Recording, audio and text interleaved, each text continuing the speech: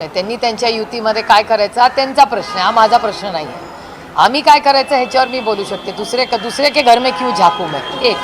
आणि दुसरं, नवाबबाईंबद्दल माझ्या मनात नेहमी प्रेम, आदर आणि आस्था आहे. हे मी आज नाही, गेले अनेक वर्ष बोलते. त्यांच्या फॅमिलीत मग कोर्ट असेल, ते हॉस्पिटलमध्ये असतील किंवा जेलमध्ये असतील, मी नेहमीच त्या फॅमिलीबरोबर ओपनली राहिलेले आहे. कालही होते, आजही आहे आणि उद्याही राहील.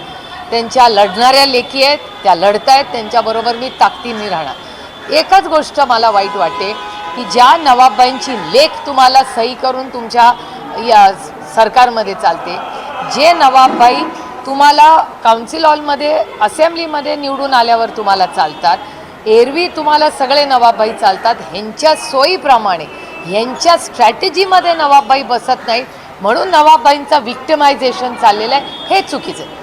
माझं म्हणणं आहे, मतभेद असणं ठीक आहे, एक स्ट्रॅटेजी म्हणून असू शकतं, पण स्ट्रॅटेजी करताना नवाबबाई आणि त्याच्या कुटुंबाचं जी बदनामी आणि खच्चीकरण चाललं आहे, हे अयोग्य आहे. इतकंही गलिच्छ राजकारण करू नये की स्वतःच्या स्वार्थासाठी एका कुटुंब उद्ध्वस्त करण्याचं पाप हे महाराष्ट्राच्या राजकारणात कधीही झालेलं नाही.